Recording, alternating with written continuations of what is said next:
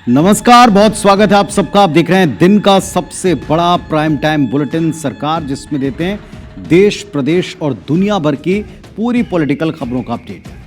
तो आज के सरकार की शुरुआत हम कर रहे हैं ऑपरेशन सिंदूर के 3 अलग अलग बड़ी खबरों से।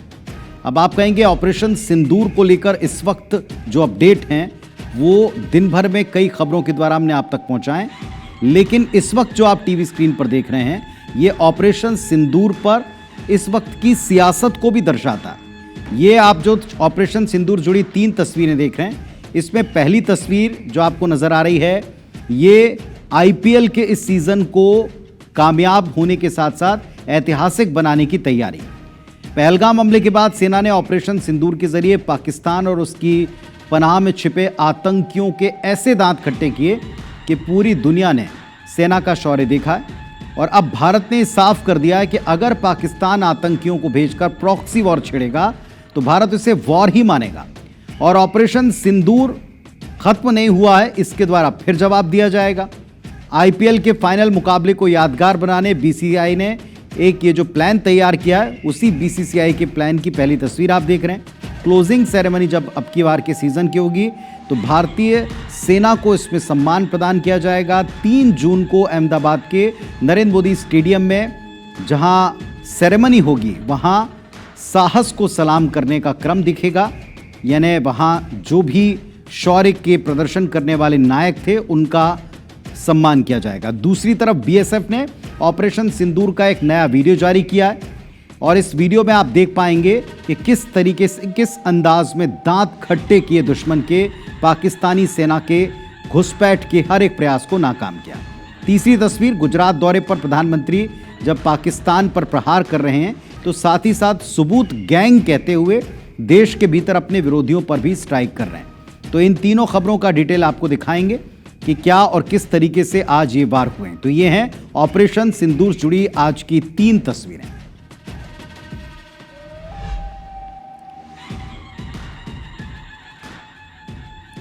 और ऑपरेशन सिंदूर में देश और दुनिया ने भारतीय सेनाओं का शौर्य देखा, उसे सैल्यूट किया। जब तक ऑपरेशन सिंदूर में सीज फायर वाला मोड़ नहीं आया तब तक विपक्ष भी लगातार ये कहता रहा, बार बार कहता रहा कि हम देश की सरकार के साथ हैं हर फैसले में, हर कदम पर। लेकिन जैसे ही सीज फायर का ऐलान हुआ, पक्ष और विपक्ष में ये संधि मानो टूट गई हो। आरोपों के मिसाइल्स दोनों तरफ से रोजाना चलते हैं। खासकर अब तो देश के प्रधानमंत्री हाल के दिनों में दुश्मन यानी पाकिस्तान को ललकारते हैं और उसी मंच पर विपक्षियों पर कटाक्ष भी करते हैं, वो भी कविता और डायलॉग्स भरी भाषा में। अब जाहिर है कि विपक्ष को ये रास तो नहीं आएगा। वे प्रधानमंत्री मोदी और केंद्र सरकार को घेर रहे हैं। देखिए, समझिए कि जो आरोप लग रहे हैं कि शौर्य पर सियासत हो रही, तो वो कर कौन रहा है, ये रिपोर्ट में देखिए।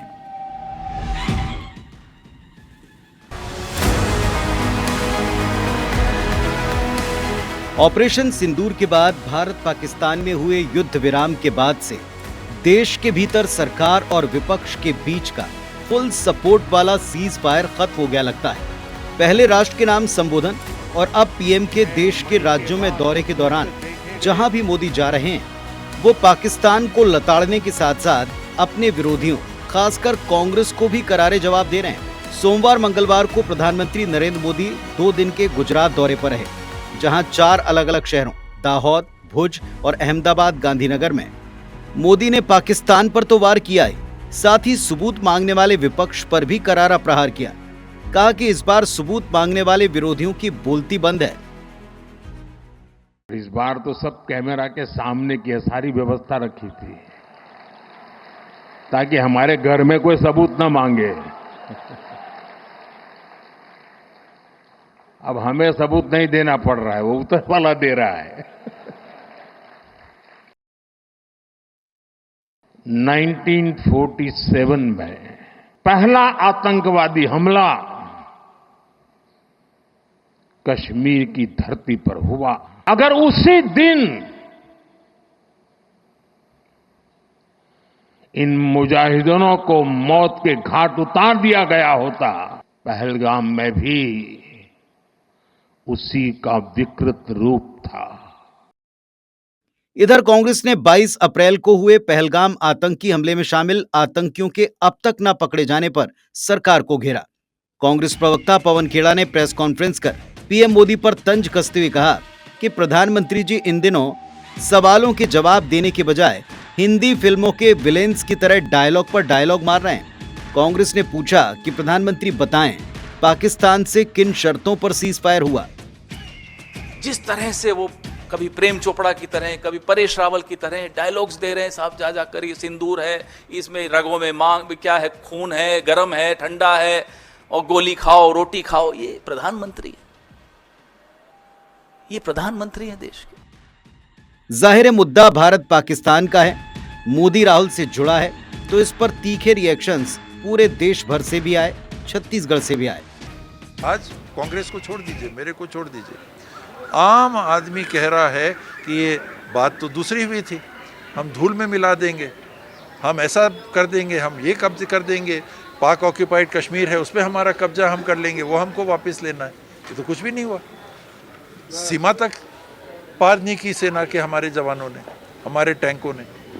अभी देश ने एकजुट होकर पाकिस्तान का जो सेना ने सबक सिखाया, एक साथ सेना के समर्थन में पूरा देश का एक एक नागरिक, भारतवर्ष का एक एक राजनीतिक दल का कार्यकर्ता, कांग्रेस पार्टी का एक एक कार्यकर्ता, राहुल गांधी जी ने स्पष्ट कहा कि हम मोदी जी के साथ हैं, सरकार के साथ हैं, सेना के साथ। पर देश ने क्या देखा कि उनका विदेश मंत्री, भारतवर्ष का विदेश मंत्री ये कहते हैं कि हमने पहले पाकिस्तान को बता दिया था कि हम कहाँ पर अटैक करने वाले हैं, यानी एक मुखबिरी हुई, ये देश के साथ धोखा हुआ। ऑपरेशन सिंदूर में जो सेना ने एक तरीके से एक वीरता दिखाई है, एक तरीके से जो अपना साहस दिखाया है, उसकी प्रशंसा करते हुए अपनी बात रखते हैं।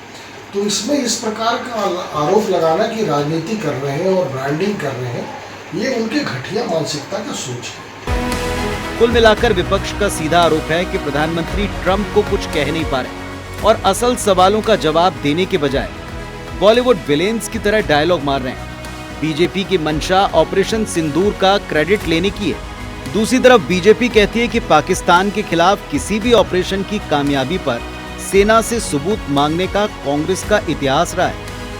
अब यहाँ सबसे बड़ा सवाल ये कि देश की सेना के शौर्य से जुड़े ऑपरेशन सिंदूर से सियासी रंगत पाने की कोशिश कौन कर रहा है। Bureau report, IBC 24। तो विपक्ष ने और खासतौर पर कांग्रेस पार्टी ने सरकार से सवाल पूछे हैं, विदेश नीति पर सवाल उठाए हैं। पाकिस्तान और भारत एक चश्मे से क्यों देखे जा रहे हैं, ये सबसे चुभता सवाल है। दुनिया के पैमाने पर क्यों इस युद्ध को, इस संघर्ष को भारत और पाकिस्तान को एक नजरिए से देखकर आगे बढ़ाया जा रहा है, क्यों हमको सफाई देनी पड़ रही, ये विपक्ष का सवाल है। ये भी कहना है कि विपक्ष जिम्मेदारी भरा बर्ताव कर रहा है और सत्ता पक्ष के नेता, जिसमें पदों पर बैठे हुए लोग हैं, वो बचकाने बयान दे रहे हैं, पार्टी को असहज कर रहे हैं। इधर बीएसएफ ने ऑपरेशन सिंदूर के दौरान पाकिस्तान की आतंकी कार्रवाई के खिलाफ भारत के एक्शन का एक और नया वीडियो जारी किया। इसमें भारत के पराक्रम की एक अद्भुत झलक फिर देखने को मिली है। तो वहीं बीएसएफ ने प्रेस कॉन्फ्रेंस के दौरान सेना का एक पोस्ट का नाम सिंदूर रखने की मांग की। बीएसएफ की ऑपरेशन सिंदूर की रणनीति और प्रधानमंत्री मोदी अब ये जो कह रहे हैं कि अब कोई सबूत नहीं मांगेगा, इसके पीछे क्या वजह है, रिपोर्ट में जानिए।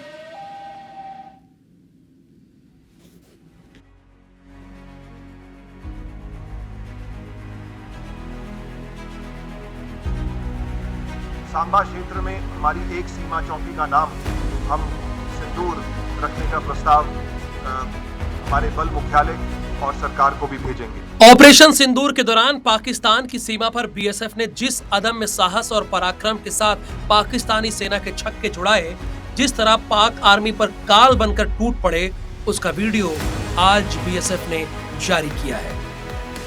तारीख की शाम को मेरे जो सेक्टर आरएसपुरा में काउंटर पार्ट की तरफ से बहुत ही मतलब टारगेट किया गया और पिन पॉइंट वो हमारी पोस्टों को निशाना बना रहे थे। साथ में वो हमारे गांव को भी निशाना बना रहे थे, जिसमें एक इंटरसेप्शन में ये सुनने में आया कि वो बोल रहे थे कि अब्दुलिया को हिट करो, अब्दुलिया को हिट करो। उनकी पोस्टों को हमने टारगेट किया और उसमें उनकी पोस्टों के बंकर्स थे, उसके कम्युनिकेशन टावर्स, जिससे वो हमारे ऊपर निगरानी रख के और पिन पॉइंट फायर गिरा रहे थे, उनको हमने तबाह किया। और फायरिंग के दौरान देखा गया कि उनके जवान जो है पोस्टों से पीछे जा रहे थे। बीएसएफ यानी बॉर्डर सिक्योरिटी फोर्स, जिसके कंधों पर सीमा पर देश की रक्षा करने की जिम्मेदारी होती है। पाकिस्तान के हर नापाक मंसूबों को ध्वस्त करने में बीएसएफ की महिला सैनिकों ने भी अपनी महत्वपूर्ण भूमिका निभाई थी। प्रेस कॉन्फ्रेंस में बीएसएफ के आईजी जम्मू फ्रंटियर शशांक आनंद ने ऑपरेशन सिंदूर के दौरान फॉरवर्ड पोस्ट पर लड़ने वाली महिला जवानों की तारीफ की और सांबा की फॉरवर्ड पोस्ट पर नाम सिंदूर रखने का प्रस्ताव दिया। बहादुर महिलाओं ने इस प्रकरण में पोस्ट को कमांड किया। असिस्टेंट कमांडेंट नेहा भंडारी हमारे बीच में यहाँ बैठी हुई हैं। इनके साथ साथ हमारी कुछ ऐसी भी महिला कर्मी हैं जो फॉरवर्ड पोस्ट में रही, मैं उनके नाम जरूर आपके सामने रखना चाहूंगा। महिला कांस्टेबल मंजीत कौर, महिला कांस्टेबल सुमी, महिला कांस्टेबल मलकीत कौर, महिला कांस्टेबल ज्योति, महिला कांस्टेबल संपा एवं महिला कांस्टेबल स्वप्ना। इन सभी महिलाओं ने आगे आईबी के बिल्कुल नजदीक रह के दुश्मन की पोस्टों के ऊपर फायर खोला है। हमारे जो 2 बहादुर सीमा प्रहरी शहीद हुए हैं, तो उनकी याद में हम अपनी 2 सीमा चौकियों का नाम उनकी याद में रखेंगे। इसके साथ साथ सांबा क्षेत्र में हमारी 1 सीमा चौकी का नाम हम सिंदूर रखने का प्रस्ताव हमारे बल मुख्यालय और सरकार को भी भेजेंगे।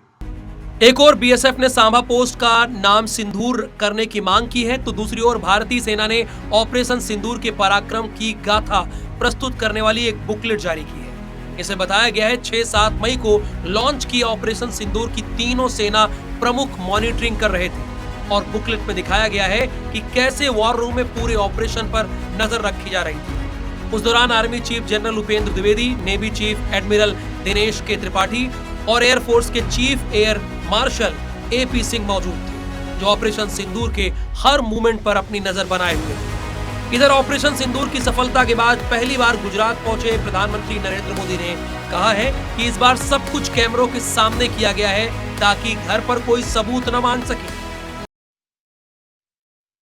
आज तक जिसे हमें प्रॉक्सी वॉर कहते थे,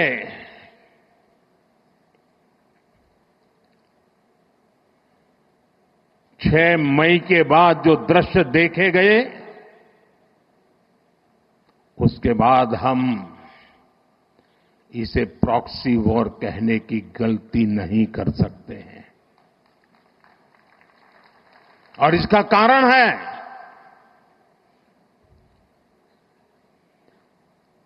जब आतंकवाद के 9 ठिकाने तय करके 22 मिनट में, साथियों 22 मिनट में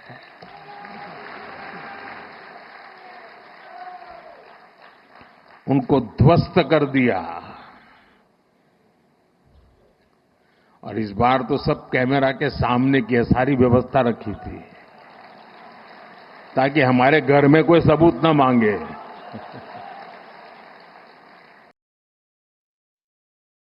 ऑपरेशन सिंदूर ने सारी दुनिया को एकदम स्पष्ट बता दिया कि ये नया भारत है जो आतंकवाद और उसके पनाह देने वाली पाकिस्तानी सरकार को एक मानता है